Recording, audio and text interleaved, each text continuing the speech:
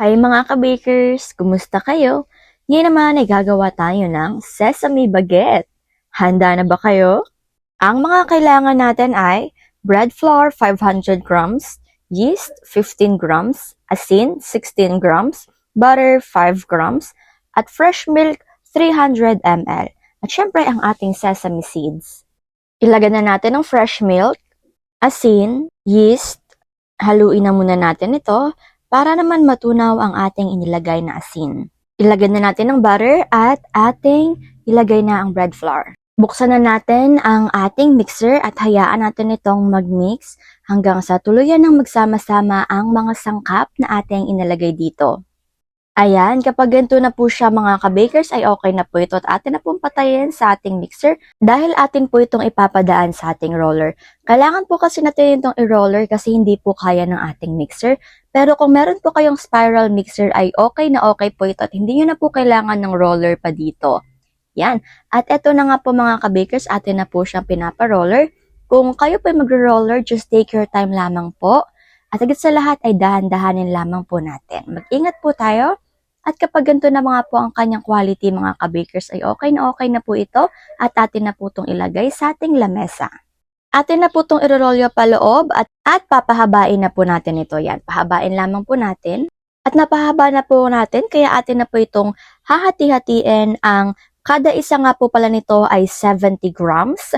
Kung gusto nyo pong bawasan o dagdagan ay okay lamang po.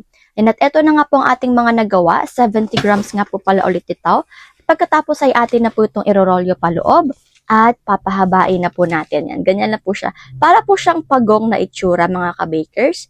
Tapos, yan na po ang kanyang itsura. Atin po siyang irorolyo. Pagkatapos, iti-twist po natin or didiinan po natin ng kaunti ang mga dulo nito para ganito po yung kanyang kinalabasan. Okay, dokes? At next man po ay atin na po itong ilalagay sa sesame seed at igugulong-gulong po natin ito sa ating sesame seeds. Just take your time lamang po mga ka-bakers. Ayan, at eto na nga po lahat ang ating mga nagawa. Kaya naman po, atin na nga po itong isalansan sa ating lalagyan. Yan. Kuha po tayo ng plancha na meron pong mantika para po hindi po dumikit dito ang ating tinapay. Yan naman po siyang isalansan ng dahan-dahan at 12 pieces nga po pala ang ating nagawa dito. Ilalagay lamang po natin ito sa iisang plancha, pero kung gusto niyo pong gawing dalawang plancha ay okay na okay lang din naman po mga ka-bakers. Ayan, at eto na nga po mga ka-bakers, ready na po ito para ipahinga natin ng 60 to 75 minutes. After 60 to 75 minutes ay eto na nga po siya mga ka-bakers, ready na nga po ito para hatiin muna natin sa gitna. Ayan, atin lamang po itong hatiin. Yung very light lamang po mga ka-bakers. At ready na nga po ito sa ating oven. Ang oven temperature po natin sa taas ay 190, sa baba ay 200 at ang baking time ay 20 to 25 minutes. After 20 to 25 minutes ay luto na nga po ang ating napakasarap na sesame baguette. Ayan, eto na nga po siya mga ka-bakers. Napaka-fluffy. Napakasarap naman po talaga. Lalo na po kung atin po tong ipa-partner naman po talaga sa kape o kaya po sa gatas. Abay, winner ng winner po talaga ito mga ka-bakers. O di po ba kumikitang pangkabuhayan na naman po talaga tayo. At higit sa lahat, ito yung talagang masarap na gawin sa ating pamilya. Yung araw-araw niyo po siyang pinagbe-bake. Abay, bonggang-bongga po talaga kayo mga ka-bakers. Kayo na po. Atin na nga po itong hatiin at tignan naman po natin. Wow!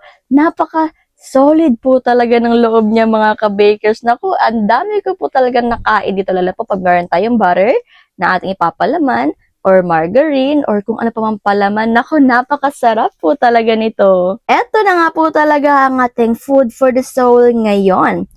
Marcos 12:30. Ibigin mo ang Panginoon mong Diyos ng buong puso mo, buong kaluluwa mo, buong pag-iisip mo, at buong lakas mo. Amen, amen, amen. Mangyayari nawa talaga ito mga ka-bakers lalo na sa ating buhay hanggang sa katapusan ng ating hininga or hanggang sa katapusan na tayo na ay kailangan umalis dito sa mundong ito. Ay, basta yun na po talaga yun mga ka-bakers. Ako po may magpapaalam. Hanggang dito na lang po muna ako. Paalam muna. Take care at higit sa lahat ay God bless.